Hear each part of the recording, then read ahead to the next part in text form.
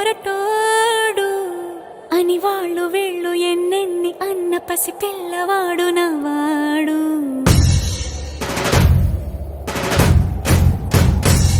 విడుముండోడు అని ఊరు వాడ అనుకున్న గాని మహారాజు నాకు నవ్వాడు.